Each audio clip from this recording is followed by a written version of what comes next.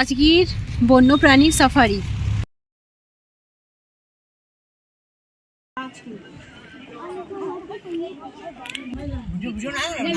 খুব ভালো লেগেছে, ভীষণ ভালো লেগেছে, ভীষণ ভালো লেগেছে, সত্যি কথা। এইটা আগে আসলে আমাদের খুব ভালো লাগতো।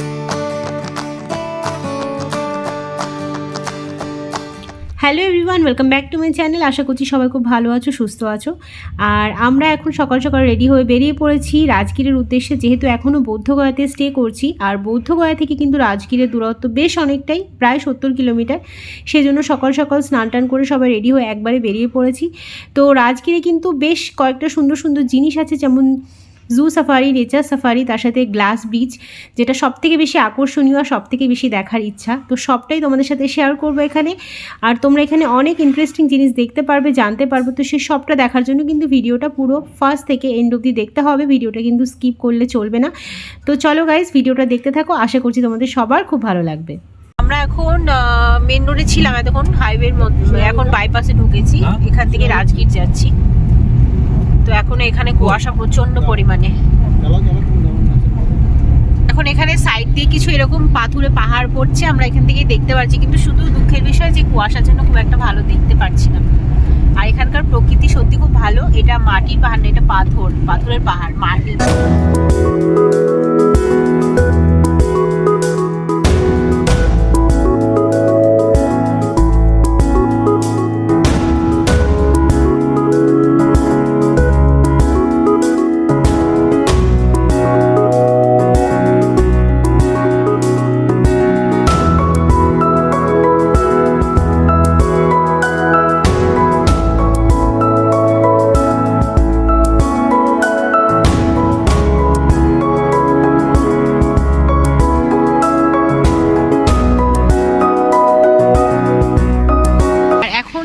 নতুন জায়গায় নেমেছি। এই জায়গাটা দেখার আমার ইচ্ছা ছিল, কিন্তু কোনোদিনও দেখতে পারবো কিনা আমি নিজেও জানতাম না। তো গাড়িটাকে এখানে রেখেছি। জায়গাটা হচ্ছে দশরথ মাঝি। দশরথ মাঝি বলে একজন ছিলেন, যিনি নিজের হাতে রাস্তাটা কেটেছিলেন, সেই জায়গাটা। চলো তোমাদেরকে দেখাই। একটু বৃষ্টি বৃষ্টি হচ্ছে, মানে কুয়াশারই এটা হয়তো, সেই জন্য মাথায় সবাই একটু দিয়ে দিয়েছি। আর একটা ছাতি আমার ছেলেকে দিয়ে দিয়েছি। এখানে দেখা যাচ্ছে না কুয়াশার জন্য। চলো তাহলে দেখি, ভেতরে আমাদের রাজগীর পৌঁছতে হবে। তো তার আগে যেটুকু সময় পাবো আমরা এটা একটু দেখে নিই। গেহলোর ঘাটি, এই যে গেহলোর ঘাটি, এটা নিয়ে একটা সিনেমাও হয়েছিল, দশরথ মাঝি দ্বার, একটা সিনেমা তৈরি হয়েছিল। তো সেই জায়গাটা আজকে চাক্ষুষ আমরা দেখবো, চোখে, নিজের চোখে। বলো তোমার কেমন লাগছে? দেখবা কেমন লাগছে তোমার? ফাইনালি আমি কখনো ভাবতে পারিনি যে এই রোডের মধ্যে এটা পড়বে। ইনি হচ্ছেন দশরথ মাঝি। ইনি নিজের হাতে পাহাড়টা কেটেছিলেন। তো ওনার মূর্তিটাকে এখানে তৈরি করে রাখা হয়েছে একটা জায়গা করে। আসো। আর এই হচ্ছে সেই জায়গাটা যেটা উনি নিজের হাতে করেছিল। এই যেখানে লেখা রয়েছে দশরথ মাঝি দ্বার গেহলোর। এই যে আমরা যে রাস্তাটা দিয়ে যাচ্ছি, ঠিক এই জায়গাটা। ওনার বাড়ি এখানে আশপাশেই ছিল। তো ওই যে সামনে তোমাদেরকে দেখাচ্ছি, আর একটু এগিয়ে গিয়ে দেখাচ্ছি। দুটো পাহাড়ের মাঝখানে যে রাস্তাটা, ওইটাকে উনি নিজে হাতে কেটেছিলেন। এই পাহাড় পুরোটা অনেকটা দূর অবধি বিস্তৃত, কিন্তু যেহেতু যাতায়াত ব্যবস্থা ছিল না তখনকার দিনে, ওরা পাহাড়ের উপর থেকেই যেতে হতো। সেই জন্য এই যে দুটো পাহাড়, এটা জয়েন্ট ছিল, এটাকে হাত দিয়ে কেটে রাস্তা তৈরি করেছিল। মানে ছেনি আর হাতুড়ি দিয়ে নিজে হাতে ভেঙে রাস্তাটাকে তৈরি করা হয়েছিল। প্রতিটা পাথরের গায়ে কিন্তু ওনার হাতে স্পর্শ রয়েছে। সত্যি খুব ভালো লাগছে। সিনেমাতে দেখেছিলাম, সেটা বাস্তবে দেখবো ভাবতে পারিনি। এই রাস্তাটা, এই যে মাঝখান থেকে কাটা, এটাই এই পুরো রাস্তাটা আমি দেখাচ্ছি। এই মাথা থেকে ও মাথা, এই পাহাড় না, আর এই মাথা থেকে এই মাথা পুরোটাই কিন্তু উনি নিজে হাতে কেটেছিল। এখানে ওনার হাতে স্পর্শ স্পষ্ট রয়েছে। নিজে হাতে একটা ছেনি আর হাতুড়ির সাহায্যে কিন্তু এই অসাধ্য সাধন করেছিল। ফাইনালি এই জায়গাটা দেখলাম। আমি নিজেও ভাবতে পারিনি যে রাজগীর যাওয়ার পথে ঠিক এই রাস্তাটা পড়বে। সিনেমাতে দেখে যতটা না অনুভূতি হয় বা বুঝতে পারি, যেটা চোখের সামনে দেখলে কিন্তু স্পষ্ট বুঝতে পারছি যে সেই মানুষটা ঠিক কতটা কষ্ট হয়েছিল এই জিনিসটাকে তৈরি করতে। তিনি তার এর যে গল্পটা ছিল, যে উনি যেহেতু এটা গ্রামাঞ্চল, এখানে রাস্তাঘাট ছিল না, ওনার ওয়াইফ অসুস্থ ছিল, তো ওনাকে হসপিটাল নিতে যাওয়ার সময় পাহাড় থেকে পড়ে গিয়ে মারা যায় ওয়াইফ। তো সেই ওয়াইফ মারা যাওয়ার পর যে জেদটা ওনার মধ্যে এসেছিল যে একটা রাস্তার জন্য আমার ওয়াইফ মারা গেল, তো কেন হলো, তা শুধুমাত্র রাস্তা নেই, তো সেই জেদে কিন্তু উনি একটা পাহাড় কেটে, গোটা পাহাড় কেটেই রাস্তা বানিয়ে ফেলেছিল। এই হচ্ছে কারণ, সেই জন্য যেহেতু উনি কেটেছিলেন তাই এই জায়গাটার নাম দেওয়া হয়েছে দশরথ মাঝি পথ। তো খুব সৌভাগ্যের ব্যাপার যেটা আমরা দেখতে পেরেছি, আর আমার বাবা মাকে দেখাতে পেরেছি, বাড়ির সবাইকে দেখাতে পেরেছি, এটা ভীষণ আনন্দের লাগছে আমার। এবার চলো রাজগীরের দিকে যাই।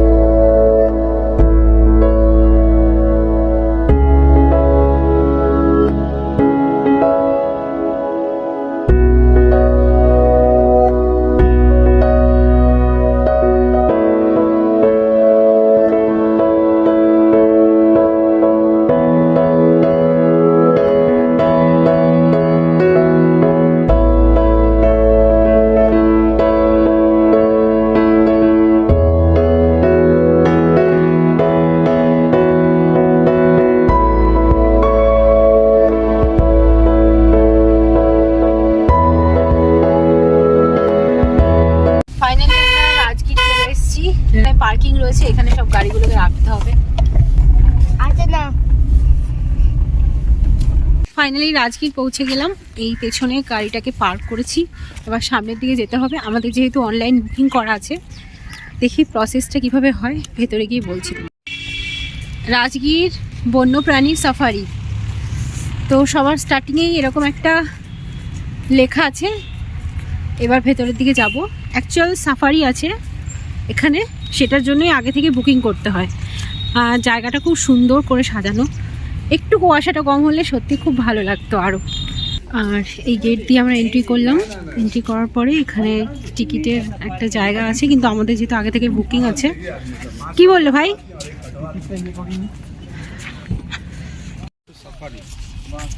ওই এইদিকে দেওয়া আছে, এই যে সাফারি জানে কা রাস্তা, এদিকে এদিকে। আর ওটা সেলফি পয়েন্ট, ওখানে ছবি তোলে, ছবি পরে তুলবো, আগে আমরা দেখে আসি। আর এখন আমরা ভেতরে এন্টার করে নিয়েছি টিকিটটা চেক করিয়ে। আর এই হচ্ছে দেখো ভেতরটা, একবার দেখিয়ে দিই। ওই দিক থেকে আমরা এসেছিলাম। খুব সুন্দর বলো জায়গাটা, চারিদিকে যেদিকেই তাকাচ্ছি সেদিকে তো সুন্দর, তাই না? খারাপ বলার কোনো কিছু নেই কি। আর এখন আমরা ভেতরে ঢুকে গেছি। ভেতরটা এরকম, আমরা এই জায়গা থেকেই ভেতরে এসেছি।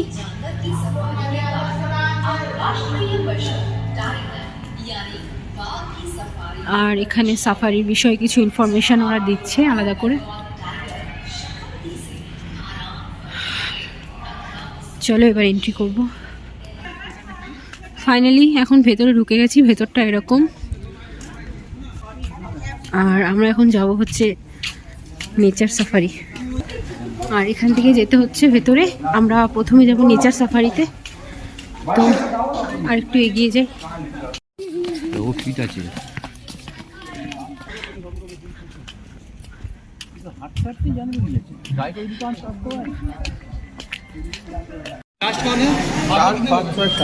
তো ফাইনালি আমাদের টিকিট চেকিং করা হয়ে গেছে। এবার এই যে এখানে গাড়ি, এতে করে আমাদের যেতে হবে।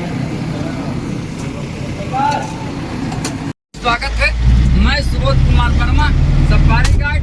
इस पूरे सफर में हम आपके साथ रहेंगे। Rajgir wild life safari 191.12 hectare में बनाए गए हैं, जिसे दो पहाड़ियों के बीच में बनाए गए हैं। दूसरा दोस्तों एक फोन करता है, फोन में पट्टी करेंगे 1,12,000। ওয়াও, কি সুন্দর গোলাপ, গোলাপের বাগান দেখো। ফাইনালি আমরা গাড়িতে উঠে গেছি। আর উঠে এখন আমাদের জাস্ট স্টার্টিং, পুরো স্টার্টিংয়েই এত গোলাপ ফুল দেখছি। খুব ভালো এখানকার নেচারটা। परमैंगनेट KMA94 ताकि किसी तरह के कोई भी कीटाणु टार के सहारे अंदर न प्रवेश कर सके, इससे जानवरों की कोई बीमारी होने की खतरा नहीं रहे। उसके बाद आगे आपको डबल गेट दिखाई दे रही है, एक गेट खुल रही है, गाड़ी अंदर जा रही है।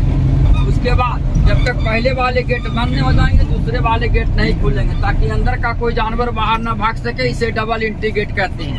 ये जो सफारी है হারবিভোর सफारी है। সবার প্রথমে হচ্ছে ডিয়ার সাফারি, হরিণ, তো ওই দূর থেকে দেখা যাচ্ছে। उधर नीलगाय का হ্যাঁ, নীলগাই আর ইয়ে রয়েছে, ওই যে আরো রয়েছে ওই সামনের দিকে, ওইটা নীলগাই নীলগাই নীলগাই ওটা, আর ওই যে ওগুলো নীলগাই, ওই রোডে ওরা যাচ্ছে। देखे सांभर डियर हमारे तरफ देखे नीलगाय। নীলগাই তো পুরীতেও ছিল। তো এখানে সবার প্রথমে যেহেতু হরিণ মানে ডিয়ার সাফারিতে এখানে প্রচুর পরিমাণে হরিণ আর নীলগাই রয়েছে, আর সেগুলো দেখা যাচ্ছে। इधर एक हाउ डियर है। বড় একটা নীলগাই চলে গেল। এই যে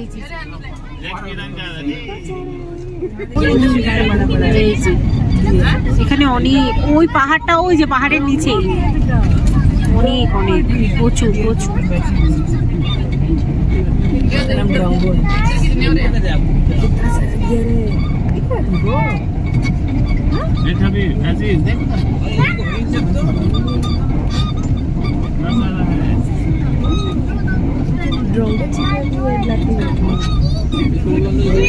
এই দেখো একটা কে বসে আছে,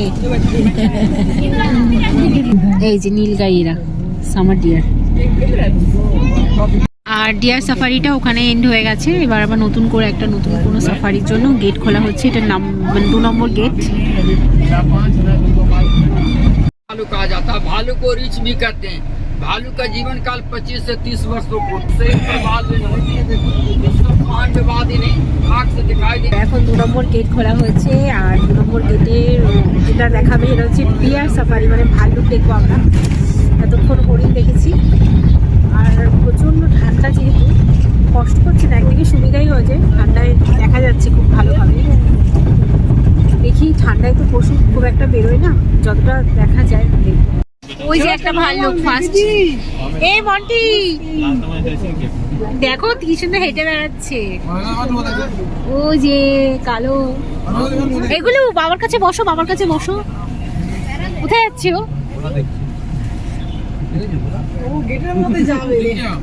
ও খুঁজছে কিছু একটা। এসো না, এই দেখো বাবার কাছে চলে যাচ্ছে, বাবার কাছে চলে গেছে মন্টি, কোলে গিয়ে বসে পড়েছে। এ তুমি একা একা আসবে আমার কাছে? नीचे नीचे बैठा है, थोड़ा सा मुंह बाहर करके बैठा है, वो पेड़ के नीचे ही बैठा है, नीचे नीचे बिल्कुल स्टैचू के वहाँ बैठा है, वहाँ पे उसके सामने घास है,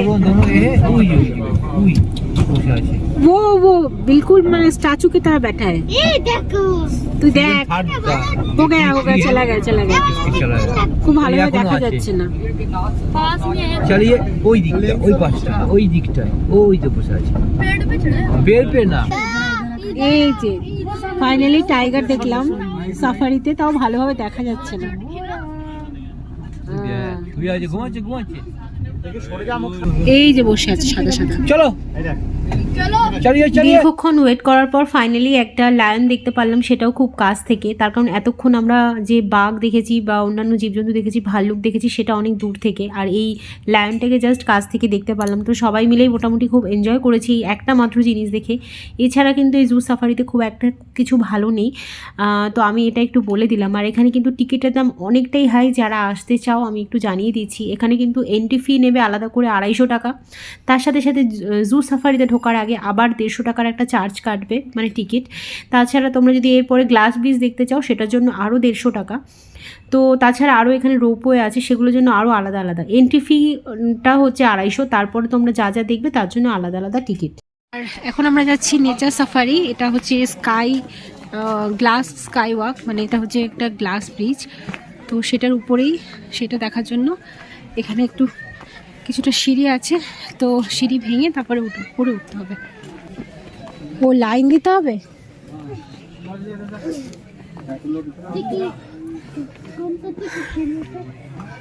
দেখো, আর এখানে লাইন দিতে হবে, এখনো উপরে লাইন রয়েছে অনেক। আর এখন অনেকটাই উপরে এসেছি, অনেকক্ষণ ধরে ওয়েট করছি, তার কারণ এখানে অনেকটা সময় লাগছে। 12 জন 15 জন করে ওরা ভেতরে ঢোকাচ্ছে আর 5-10 মিনিট করে রাখছে, সেই জন্য অনেকটা টাইম ধরে নিচে লাইন দিয়ে এখন একটু উপরে উঠেছি। তো মানে এখনও সামনে অনেক লোক রয়েছে আর আমরা রয়েছি এখানে। কিন্তু এখানটা সব থেকে যেটা কষ্ট সেটা খুব ঠান্ডা, তাই না? প্রচন্ড ঠান্ডা, কুয়াশা। আর যে ভিউ পয়েন্টে যে আমরা যেটা দেখবো হয়তো ঠিক করে দেখতে পারবো না ঠান্ডার জন্য, ঠান্ডা কুয়াশার জন্য। তাই এমন ভাবে আমরা তো ডেট সেট করেছি, কিছু করার নেই। এখানে এত কুয়াশা হবে জানতাম না, বলো গো। সোয়েটার, চাদর সমস্ত কিছু ঠান্ডা লাগছে।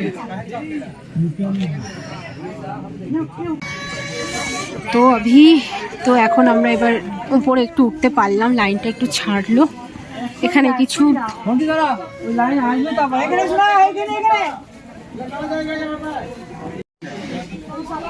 এখানে লাইনটা কোথায়? এখানে এটা লাইন, এখানে ডাকবে তারপরে। আর এখানে উঠে জুতো কিনতে হবে, ওরা একটা ঘন্টায় আছে এখানে নিয়ে দিতে হবে বলেছে। সবাই আমরা জুতো খুলেছি। ঠান্ডা মামা, বসা যায় না এখানে।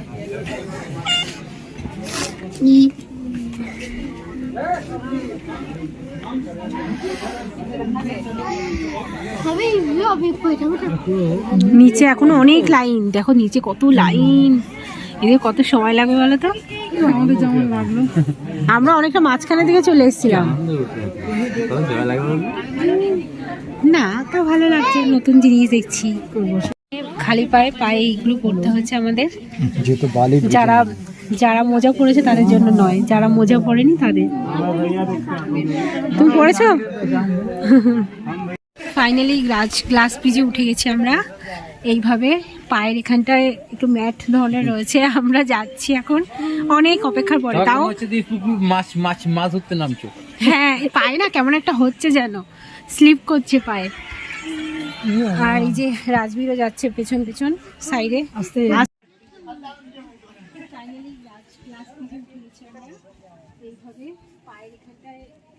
আর এই হচ্ছে গ্লাস ব্রিজ, এই হচ্ছে গ্লাস ব্রিজ। দেখ শোনো, এটা কি বলো তো? এটা গ্লাস মানে কাঁচ। একদম আস্তে, একদম আমি যেভাবে পা দেবো সেইভাবে যাবে। এই দেখো, এবার দেখো, সাবধান, একদম সাবধান, কিচ্ছু হবে না, কিচ্ছু নিচে তাকানোর দরকার নেই। ফাইনালি গ্লাস ব্রিজে চলে এসেছি। কিচ্ছু, এই আমি ধরে আছি, ওইটা ধরো, কিচ্ছু হবে না, মামি আছে না? হ্যাঁ দাঁড়াও, আমি কোথায় যাচ্ছি? আমি যাবে না বলছে। আমি কোথায় যাচ্ছি বলো, এখানে ক্যামেরা বলো, কোথায় যাচ্ছি? কুদো না, লাফাবে না, আস্তে পা ফেলো, আস্তে আস্তে আস্তে, একদম দেখো, পেতে পেতে পা ফেলো, পেতে পেতে। দেখো वीडियो बनी सुना। आगे जाइए सर, आप लोग आगे जाके वीडियो फोटो क्लिक करवाइए। जी भैया, থ্যাংক ইউ। এখন আমরা পুরো গ্লাস ব্রিজের উপরে রয়েছি, দেখতে পাচ্ছ। নিচে কিন্তু একদম খাদের উপরে আমরা দাঁড়িয়ে আছি।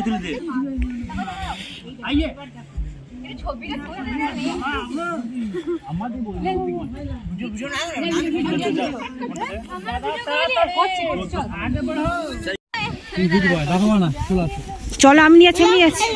আস্তে আস্তে আস্তে, একদম পা ফেলে। এখান থেকে নিচটা পুরো দেখা যাচ্ছে কতটা খাই।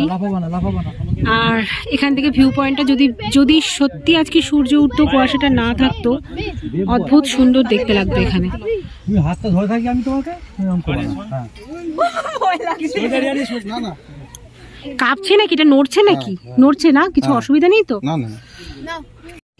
ফাইনালি আমাদের ঘোরা হয়ে গেছে আর খুব ভালো লাগলো এখানে, ভীষণ ভালো লাগলো। অনেকটা ভয় পাচ্ছিলাম বাচ্চা নিয়ে কি হবে, কিন্তু রাজবীর ফাইনালি কোঅপারেট করেছে আমাদের সাথে। রাজবীর কোঅপারেট করেছে, এইটা দেখার মতো জিনিস, বললাম না কি জানটি? খুব ভালো লেগেছে, ভীষণ ভালো লেগেছে, ভীষণ ভালো লেগেছে। এই দেখলাম, সত্যি কথা, এইটা আগে আসলে আমাদের খুব ভালো লাগতো। আমি এইটা দেখার আমার খুব ইচ্ছা ছিল প্রথম দিন। স্পষ্ট দেখা যাচ্ছে। হ্যাঁ হ্যাঁ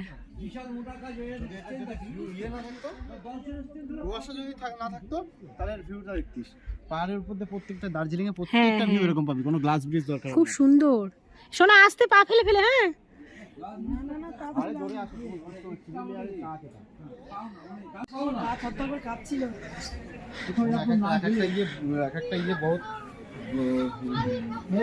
ফাইনালি আমাদের রাজগীরের গ্লাস ব্রিজটা দেখা হয়ে গেছে, এটাই লাস্ট ছিল। আর মোটামুটি যা দেখেছি, জু সাফারিটা অতটা ভালো লাগেনি, কিন্তু গ্লাস ব্রিজটা খুব ভালো। চলো এবার নালন্দার দিকে যাই।